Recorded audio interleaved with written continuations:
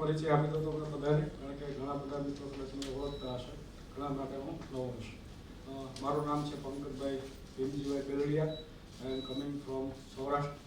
છેલ્લા 94થી સુરતમાં અનમેરિડ હતો ત્યારથી છું, અને મારો ઇલેક્ટ્રિકલ કોન્ટ્રાક્ટનું ડીજીવીસીએલ સાથે વર્ષોથી કામકાજ રહેલું છે. છેલ્લા 10 વર્ષથી એઝ એ ટ્રેનર પ્રોફેશન પણ જ્યારે મને સમય મળે એટલે મને એમ થાય કે કંઈક નવું શીખવાની અને શીખવવાની જરૂર છે, ત્યારે બધાને આમંત્રણ આપીને બોલાવીએ છીએ.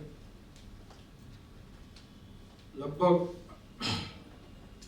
મારી ઉંમર અત્યારે 45ની થઈ છે, અને આપણે બધા, તમે અને હું બધા, આપણે લગભગ કમાવાની શરૂઆત જે છે એ 20 વર્ષ પછી, એટલે કે આપણું ગ્રેજ્યુએશન પૂરું થાય, બરાબર. જે ગ્રેજ્યુએશન ના કરે અને વહેલા ભણતર છોડી દે અને વહેલા કમાવાનું શરૂ કરવું પડતું હોય. તો મેં પણ ડિપ્લોમામાં ઇલેક્ટ્રિકલ એન્જિનિયરિંગ પૂરું કર્યું. ત્યાર પછી સુરતમાં આવી અને મારું કામકાજ શરૂ કર્યું. પણ મારે આજે તમને અહીંયા બોલાવવાનું કારણ એ છે કે તમે ખૂબ બધા ઝડપથી પૈસા કમાઓ, એ તો મારી લાગણી છે જ, પણ આ પ્રોગ્રામની શું જરૂરિયાત છે ને આ શું કામ બધાએ શીખવું જોઈએ, એ બહુ અગત્યની બાબત છે. કારણ કે સૌથી પહેલા આપણે અહીંયા થોડીક સંખ્યામાં હાજર છીએ, તો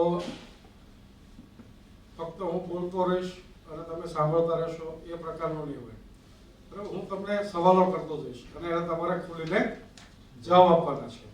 કારણ કે પૈસા તો બધાને જોઈએ છે ને, કે આ 25 જણાને જોઈએ છે, બધાને જોઈએ છે. બધા એટલા માટે થઈને તો પોતાનું કામ છોડીને નીકળતા નથી, કારણ કે આપણે જ્યારે આપણું કામ છોડીને બહાર નીકળીએ એટલે આપણી આવક બંધ થઈ જાય. સાચી વાત છે, ખોટી વાત છે, બરાબર. તો લગભગ આજથી 35 વર્ષ પહેલા, એટલે કે મારી ઉંમર 9-10 વર્ષની હશે, ત્યારે આપણે બાળક હોય તો આપણી સૌથી પહેલી ઈચ્છા શું હોય? સાયકલ ચલાવવાની હોય ને. આપણા ઘરે આપણું બાળક હોય તો બાળક હાલતા શીખે એટલે તરત મા બાપ શું કરી આપે એને? એક સાયકલ લાવી આપે. પણ મારા પપ્પા એઝ એ પ્રોફેશન તરીકે ગવર્મેન્ટ સ્કૂલમાં માધ્યમિક શિક્ષક હતા, અને આપણને બધાને ખબર છે કે 30 વર્ષ પહેલા આટલી બધી આર્થિક સમૃદ્ધિ નહોતી. અને તમે પણ તમારી કરિયરની જો આજથી 30 વર્ષ પહેલા કે 40 વર્ષ પહેલા શરૂઆત કરી હોય તો 400-500 રૂપિયાના પગારથી નોકરીની શરૂઆત થતી હતી, જે અત્યારે 15-20 હજારથી શરૂ થાય છે. તો હવે ગરીબ ઘરમાંથી ખેડૂતના પુત્ર તરીકે એને એની કારકિર્દી ચાલુ કરી હોય અને 400-500 રૂપિયાની સેલરીથી એમની પણ જોબ શરૂ થઈ હોય, અને એમના ઘરે બાળક તરીકે જ્યારે અમે જન્મ્યા હોય તો આપણને બધાને ખબર પડે કે આપણી પાસે આર્થિક સમૃદ્ધિ હોય નહીં. અને આપણને બધાને ખબર છે કે ગામડાની અંદર વર્ષો પહેલા સાયકલ કોઈને શીખવી હોય તો સાયકલ લોકો ભાડે આપવાનું કામ કરતા. કેટલા જાણે છે? આપણે સાયકલ શીખવી હોય ને આપણી પાસે સાયકલ ના હોય તો આપણે શું કરવું પડે? સાયકલ સ્ટોરમાં જવું પડે. એ 1 કલાકના રેન્ટ પર આપણને સાયકલ ભાડે આપે કે ભાઈ 1 કલાકના 10 રૂપિયા 20 રૂપિયા એ રીતે. હવે અમારી પાસે તો સાયકલ પણ નહોતી, એટલે સ્વાભાવિક રીતે બીજા જે મિત્રો હતા એમની પાસે પોતાની સાયકલ હતી. એટલે સાયકલ શીખવા માટે થઈને ગામમાં સાયકલ સ્ટોર પર જઈએ અને 10 રૂપિયા સાયકલ વાળાને ભાડું ચૂકવીએ અને સાયકલ શીખવાનું કામ કરીએ. આવું કેટલાય કર્યું છે. તો ભાડેથી સાયકલ શીખ્યા ને? યાદ આવે છે દિવસો? અને અત્યારે તો આપણી પાસે ઘણું બધું છે. તો આ સાયકલ જે છે એ જીવનમાં ખૂબ જ આપણને બધું નવું શીખવી જાય. એટલે જ્યારે આપણે સાયકલ શીખ્યા અને ત્યારે જે આનંદ હતો એ આનંદ અત્યારે બાઇક લઈને નીકળીએ છીએ તો આવે છે, 4 વ્હીલર લઈને નીકળીએ છીએ આવે છે? નથી આવતો, બરાબર. તો આ સાયકલ જે છે એ સાયકલ આપણે શીખીએ એટલે આપણે શું કરીએ? ગામમાં સોસાયટીમાં સાયકલને ફેરવીએ અને એનો આનંદ લઈએ. ખોટી વાત છે કે સાચી વાત છે? બરાબર. તો આ સાયકલ ગામમાં લઈને નીકળીએ એટલે 10 વર્ષની 9-10 વર્ષની ઉંમર હોય એટલે આપણે બાળક હોય એટલે આપણા મનમાં ખૂબ જ નવા વિચારો એ સમય આવતા હોય. હવે તો વિચાર આવતા બંધ થઈ જાય, 40 પછી નવા વિચાર બહુ ઓછા આવે લોકોને. એટલે નવા વિચારો આવે એટલે સાયકલ પછી ગામમાં ચાલે, બરાબર. ગામમાં ચાલે તો શું આવે? સૌથી પહેલા તો આપણને એવો વિચાર આવે કે આપણે તો બે હાથે ખૂબ બધા પૈસા કમાવા છે, કારણ કે આપણી પાસે સાયકલનો વેત ન હોય અને સાયકલ ભાડેથી શીખ્યા હોય ત્યારે આપણા મનમાં એમ થાય કે ભાઈ હું મોટો થાવ અને ખૂબ બધા પૈસા કમાવા છે, મારી પોતાની ગાડી હોય, પોતાનો બંગલો હોય, ફાર્મ હાઉસ હોય, આ બધી ઈચ્છાઓ હોય, મારો ખૂબ મોટો બિઝનેસ ચાલતો હોય. પણ એ ધીમે ધીમે જ્યારે ભણીને માર્કેટમાં આવે ત્યારે એમાંથી કેટલા લોકોની બધી જ ઈચ્છાઓ પૂરી થતી હશે? બહુ ઓછા લોકોને. આપણે તો એ સમયે જે સપના જોયેલા હોય એ સપનાઓ તો લગભગ અત્યારે પૂરા પણ થયા ના હોય, ભૂલી ગયા હોય. આવું થાય કે ન થાય? બરાબર. તો એ વખતે પણ મારા મનમાં એવી ઈચ્છા હતી કે ભાઈ આખા ગામની અંદર આટલા બધા લોકો છે તો અમુક લોકો પાસે ખૂબ બધી સમૃદ્ધિ છે અને બાકીના બધા લોકો પાસે ખૂબ ઓછી છે, તો આપણે ભણી ગણીને મોટા થવું અને ખૂબ બધી સમૃદ્ધિને પ્રાપ્ત કરવી છે. બે હાથે પૈસા કમાવા છે. બે હાથમાં પૈસા હોય. કેટલાની ઈચ્છા આવી હોય નાનપણમાં? બધાની હોય, પણ બધા કરી શકે છે આવું? નથી કરી શકતા. તો હવે આ પ્રોગ્રામમાં શું કામ નથી કરી શકતા એ બાબતે આપણે ચર્ચા કરીશું, એની વાત કરીશું અને એમાં તમારા પોતાના સ્વ અનુભવને પણ આપણે એકબીજા ઊભા થઈને શેર કરીશું, ઓપનલી શેર કરીશું. શું પ્રોબ્લેમ આવે છે લોકોની સાથે કે બીજા લોકો, અમુક લોકો જે છે એ આવું કરી શકે છે, બાકીના કેમ નથી કરી શકતા? એટલે સાયકલ ગામમાં ચાલે એટલે દવાખાનું તો હોય અને આપણને બધાને ખબર છે કે એ સમયમાં ડોક્ટરોની કેટલી બધી પ્રેસ્ટીજ હતી. ડોક્ટર એટલે ભગવાન, એટલે ડોક્ટરનું નામ.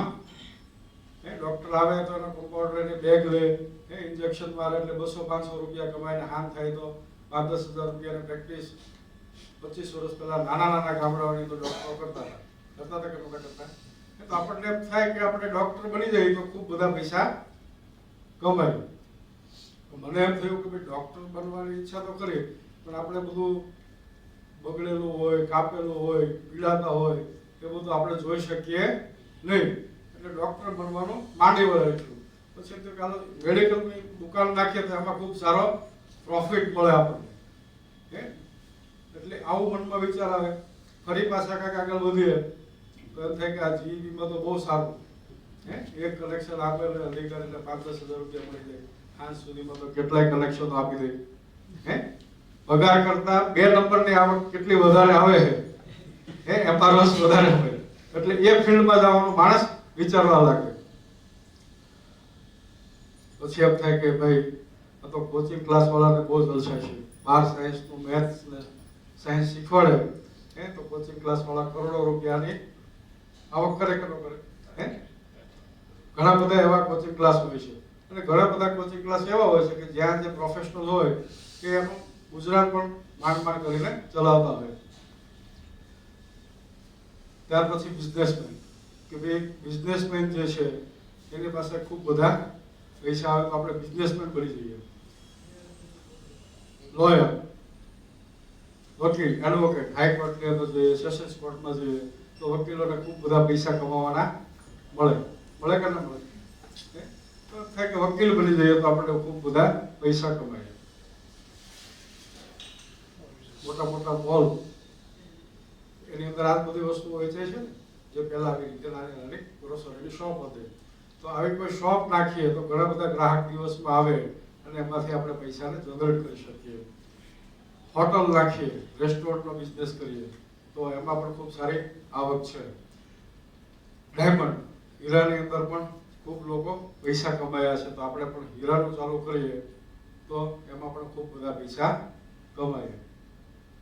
બિલ્ડર બની જઈએ તો પણ આપણે ખૂબ બધા પૈસા કમાઈ શકીએ, કારણ કે બિલ્ડર બનવામાં તો બહુ સારું.